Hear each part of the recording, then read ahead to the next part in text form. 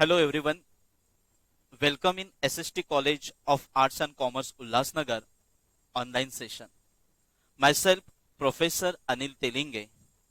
आज मैं आपके सामने अगेन एक लिटिल एनर्जेटिक सेशन लेके आया हूँ.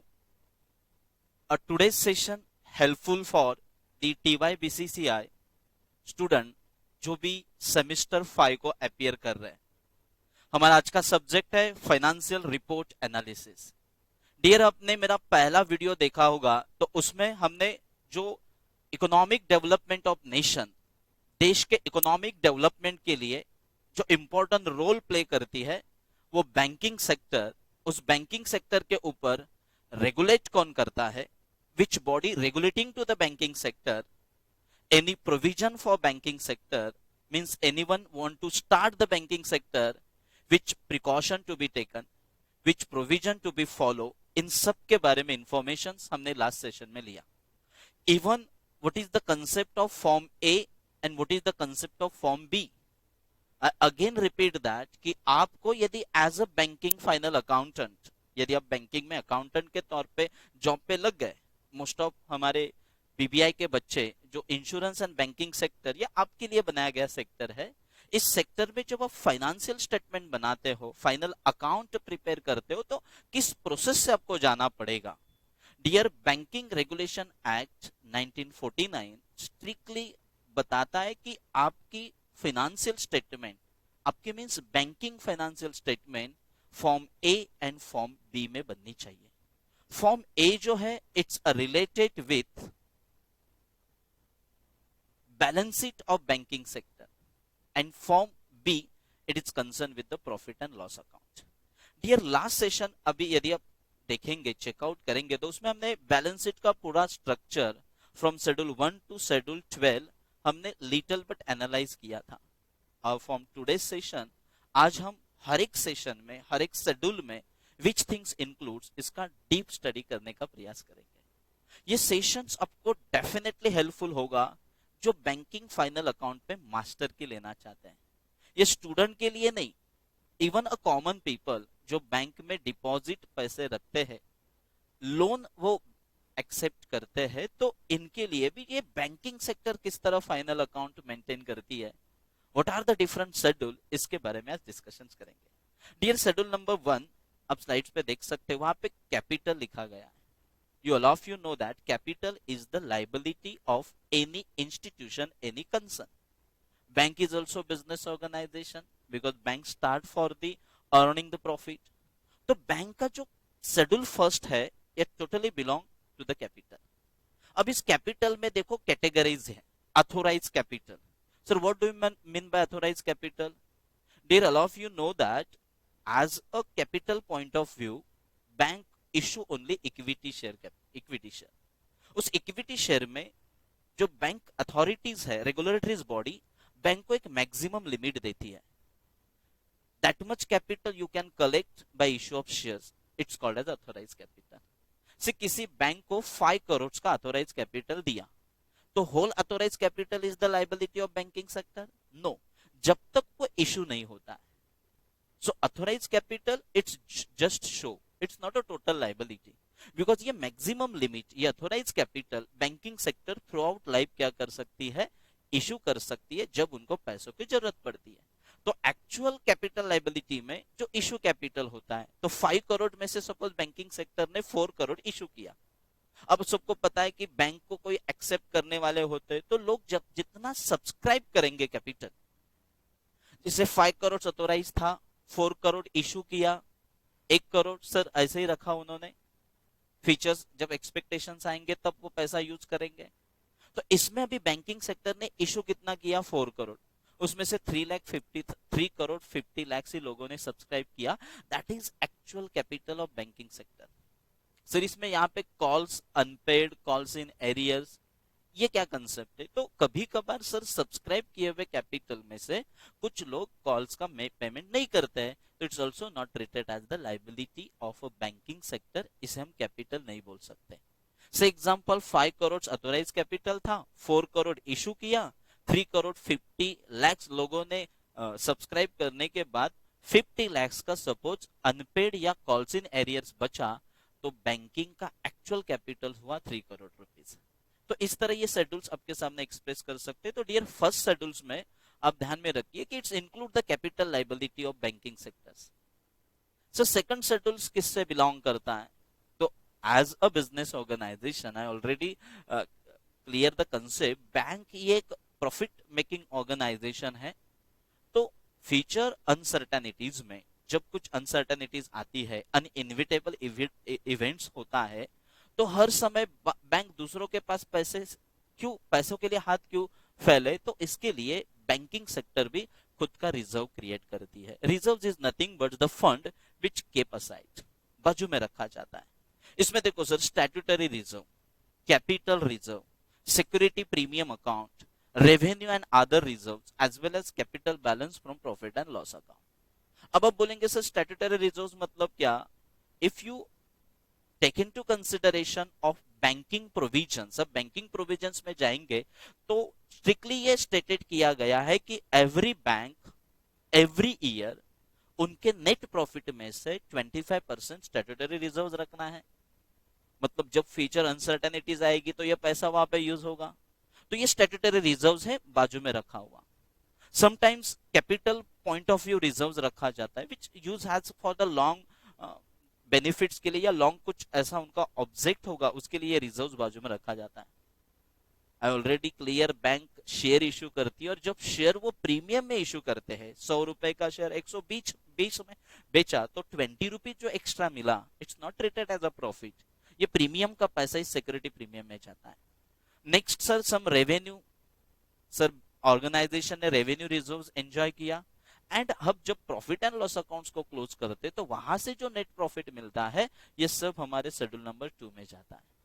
सो जो स्ट्रक्चर्स में हमने देखा था कि so many schedules are there, 11 schedules are there, उसमें से 2 शेड्यूल्स ऑलरेडी हमने कंप्लीट किए। One is the capital which include authorise capital, then comes to the issue capital, subscribe capital, then calls in areas.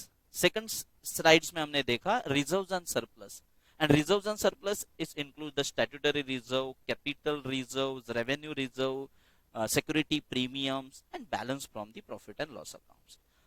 Next slide, it's concerned with the deposit. Dear, अब banking का जब business देखेंगे, कोई product बनाती है? No. पहली provisions हमने देखी तो बैंक टोटली प्रोहिबिटेड ट्रेडिंग। सो लोगों से डिपॉजिट एक्सेप्ट करना एंड ये एक्सेप्ट किए हुए डिपॉजिट रिफंड करना, रीपे करना, ये बैंक की सबसे बड़ी लायबिलिटी है। शायद आपको समझ में आ रहा है कि हम बैलेंस शीट में से लायबिलिटी साइड को यहां पे सीखने का प्रयास कर रहे हैं। डिपॉजिट्स बैंक एक्सेप्ट डिपॉजिट करती है जिसमें डिमांड डिपॉजिट होती है। इसमें most of saving as well as current deposit आती है। जब डिपॉजिट होल्डर डिमांड करेगा, बैंक को वो रिफंड करना होता है। वो चेक से करेगा, डिमांड ड्राफ्ट से करेगा, या पेइंग स्लिप से वो फंड रिफंड करने का, रिसीव करने का प्रयास करेगा। So demand deposit, other bank से लिया हुआ डिपॉजिट्स, अदर फॉर्म्स जो भी फाइनेंशियल इंस्टीट्यूशन से लिया हुआ, saving deposit, term deposit, so many example of the deposit. So schedule 3 belongs of the deposit. Why it is liability? क्योंकि ये डिपॉजिट वो फिक्स का होने दीजिए, रिकरिंग का होने दीजिए, बैंक को रिफंड करना होता है। Fourth number liability, schedule number 4। हमारे बैलेंस शीट स्ट्रक्चर को जो शेड्यूल में उन्होंने डिवाइड किया है, क्लासिफाई किया है, वो हम देखने का प्रयास कर रहे हैं। शेड्यूल 4 में जब आते हैं तो बैंक बोरोविंग करती है। Yes, as a joint stock company, as a insurance organisation, bank भी सर बोरोविंग करती है और बोरोविंग किया हुआ फंड विथ इंटरेस्ट बैंक को रिफंड करना होता है। तो जहां पे रिफंडनेस है वहां पे लायबिलिटी है। तो बैंक बोरोविंग कहां से करती है? तो टॉप मोस्ट इंपॉर्टेंट उनका जो सोर्स है बोरोविंग का, वो RBI, reserve Bank of India. ये पेरेंट्स बैंक है, उनको सपोर्ट करती है बोरोविंग के वक्त। अदर बैंक्स भी बैंकिंग सेक्टर को, जैसे कि कैनरा बैंक को फंड की जरूरत है तो बैंक ऑफ महाराष्ट्र से वो ले सकती है, बट रिफंड करना है, that's why it's a liability. Schedule number 4 borrowing. Sir other institutions are there which are ready to provide fund to the banking sectors, and borrowing from the outside India, all are the borrowings including the liabilities of the banking sector। आप लोगों को क्या करना है, जो trial balance दिया जाएगा उस ट्रायल बैलेंस में से फाइंड आउट करना है कैपिटल फंड कितना है, रिजर्व्स कौन कौन से दिए हैं, डिपॉजिट बैंकिंग ने कौन कौन से एक्सेप्ट किए हैं। और एक हिंट देता हूं, ये सब चीजें ट्रायल बैलेंस के कौन से साइड में रहेगी, क्रेडिट साइड में रहेगी। Sir borrowing yes as a fund requirement, own fund से, कैपिटल से जब रिक्वायरमेंट फुलफिल नहीं होती है तो बैंक बोरो करती है। बोरो कहां से किया, RBI is one of the important options, other banks are there, outsider from the India, foreign banks also ready to lend the fund of the banking sector, क्योंकि कंफर्मेशन है ना, एक बैंक है, हमें पैसा डेफिनेटली रिफंड करेंगे। So after the fourth schedule of banking final accounts, अब जब फिफ्थ शेड्यूल पे आते हैं, the other liabilities and provisions. Sir जैसे जॉइंट स्टॉक कंपनी को लाइबिलिटीज एंड प्रोविजंस रखने पड़ते हैं, बैंकिंग सेक्टर में भी प्रोविजंस होती है।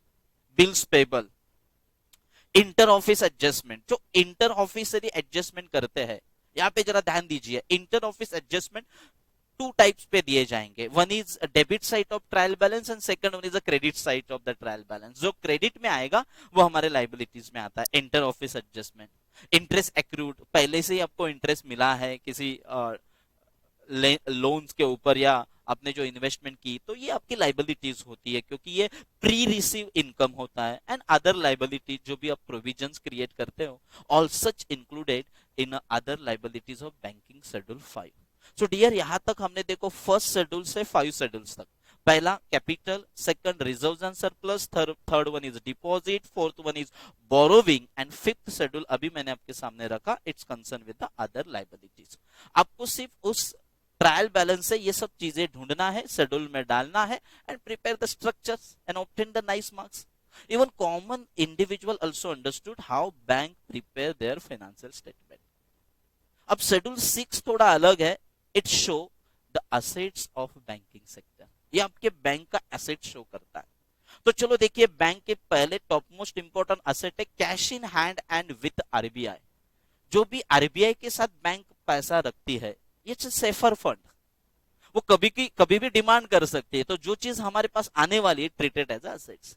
सो cash in hand and cash with the RBI, it is the top most important assets of banking final accounts. ये फाइनेंशियल स्टेटमेंट में टॉप में आने वाली assets point of view schedule number 6 में बिलोंग होती है। जैसे देखो, cash in hand, balance with Reserve Bank of India, वो भी एक करंट अकाउंट्स में होगी या अदर अकाउंट्स में होगी। आरबीआई के पास जो फंड बैंक का रहता है, it's belong to the schedule number 6। Dear, schedule number 7 में जब हम जाते हैं, तो बैंक किसी और बैंक के पास फंड रखती है, शॉर्ट नोटिस या मनी एट कॉल पे जो पैसा बैंकिंग सेक्टर लेंड करती है, दूसरे बैंक के साथ रखा हुआ पैसा, किसी दूसरे बैंक को short notice and call money पे दिया हुआ पैसा, when bank it require, bank उसको डिमांड कर सकती है, तो खुद का फंड कभी भी रिफंड ले सकती है। It's treated as a 7th schedule, balance with the bank and money at call and short notice, ये शेड्यूल नंबर 7 पे आता है। जैसे कि अपने इन इंडिया में इंडियन बैंक के पास अपने पैसा रखा, वो करंट अकाउंट्स में रख सकते हैं, डिपॉजिट्स अकाउंट्स में रख सकते हैं, मनी एट कॉल दे सकते हैं, अदर शॉर्ट नोटिस दे सकते हैं, अदर इंस्टीट्यूशंस को फंड दे सकते हैं। आउटसाइडर में भी आप फंड रख सकते हो दूसरे बैंक में, मतलब जैसे आप फॉरेन बैंक से बोरो कर सकते हो, तो फॉरेन बैंक को आप लेंड भी कर सकते हो। So keep in mind the outsider funds lending, it's also treated as the asset of banking sector, which include the schedule number 7 of banking final account। Schedule 8 पे जब मैं आएंगे तो आप थोड़ा सा डिटेल 8 को देखिए कि bank after the distribution of dividend, if any fund remain with the bank, bank उसको इन्वेस्ट करती है। हाँ, बाहर इन्वेस्ट करती है, और बैंक जब बाहर इन्वेस्ट करती है तो it's purely treated as assets of banking sectors. 8 schedule में देखो, इन्वेस्टमेंट इन गवर्नमेंट सिक्योरिटीज, वो भी approved security, government approval securities, shares होंगे, डिबेंचर्स होंगे, बॉन्ड्स होंगे, या अदर इन्वेस्टमेंट सिक्योरिटीज में जब बैंक फंड इन्वेस्ट करती है उसके ऊपर, बट ऑब्वियस उनको प्रिंसिपल अमाउंट भी रिफंड होने वाली है, एंड इंटरेस्ट भी रेगुलर जो फिक्स रेट का है उनको मिलने वाला है, तो it's treated as assets of banking sectors.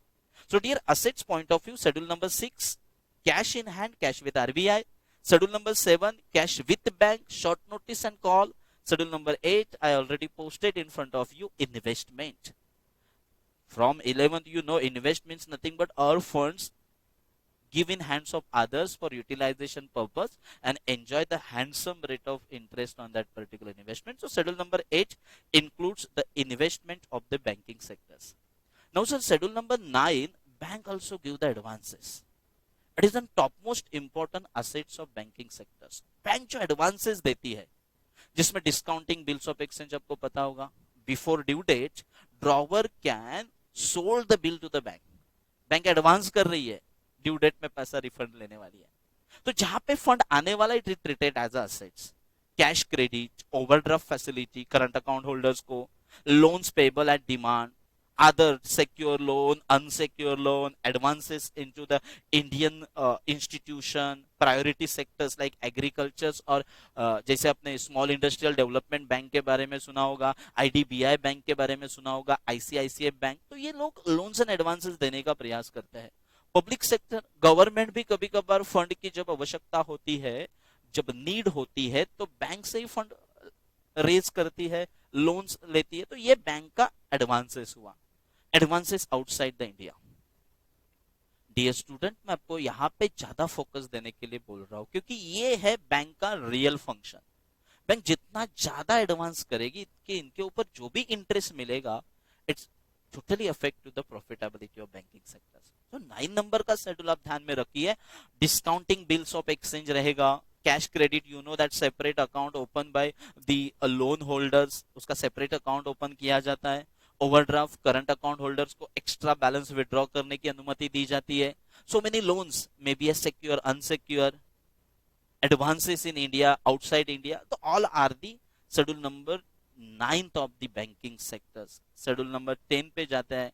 Sir जैसे नॉन बैंकिंग असेट्स देखे, bank also maintain some fix asset. Bank की खुद की बिल्डिंग हो सकती है, बैंक का खुद का फर्नीचर हो सकता है.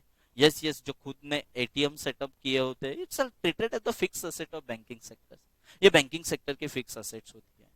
ऑब्वियसली डेप्रिशिएट भी होती है, जैसे देखो प्रीमाइसेस, बिल्डिंग या other fix asset which depreciate और sometimes it may be appreciate. तो ये बैंकिंग के फिक्स असेट्स शेड्यूल 10 में बिलोंग्स करती है. शेड्यूल नंबर 11 आप जब बैंकिंग का देखेंगे, तो 11 नंबर शेड्यूल्स में अदर असेट्स आते हैं. Once you complete the information regarding the fix asset, कुछ ऐसे असेट्स होते हैं जो बैंक के पास, जैसे इंटर ऑफिस एडजस्टमेंट मैंने बोला, डेबिट रहेगा ट्रायल बैलेंस में, तो ये अदर असेट्स में आता है. इंटरेस्ट एक्रूड, मिलने वाला interest. Tax paid in advance, हम एडवांस में टैक्स पे करते तो it's treated as other assets. Statutory and stamp जो बैंक के पास बचे होते हैं. Non banking assets acquire in satisfaction of claim, जो नॉन बैंकिंग असेट्स होते हैं which is not banking asset, you all know that within a 7 years bank को उसे डिस्पोज करना पड़ता है. एंड अदर्स में बैंकिंग के पास जो भी अदर असेट्स रहेंगे, we treated as some stationery etc, इन्हें सर हम अदर असेट्स में बिलोंग्स करते हैं. डियर यहाँ मुझे यही बताना है कि schedule 1 to schedule 11 it is the end of the balance sheet form A of banking sectors. Share capital, reserves and surplus, deposit, borrowing, other liabilities, then cash with RBI, cash in hand and with RBI, short notice, then investments, then you called as a loans and advances, fixed asset, other assets. ये सिर्फ आपको दिमाग में रखना है. As a student, as a banking final accounts maintain करने वाले जो भी लोग रहेंगे, उनको मैं एक रिक्वेस्ट करूंगा कि इन सब असेट्स के बारे में आपका कमांड होना बहुत जरूरी है. सर 12 नंबर जो है बैलेंस शीट होने के बाद आपको मेंटेन करनी पड़ती है, जो कॉन्टिंजेंट लाइबिलिटीज होती है. ये contingent liability it treated as the liability occurrence is depend on the future happening. भविष्य में जो हैपनिंग होगा, whether occur or not occur, it's treated as contingent, जिसमें claims against bank not acknowledge as a डेब्ट.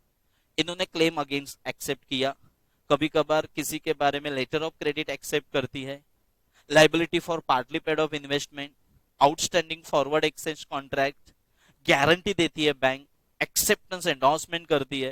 ये जो मतलब bank किसी के तौर पे जब एक्सेप्टेंस करती है, किसी के तौर पे गारंटी देती है, तो उसने यदि कुछ गलती की तो ये पूरी लाइबिलिटी बैंक को बियर करनी पड़ती है.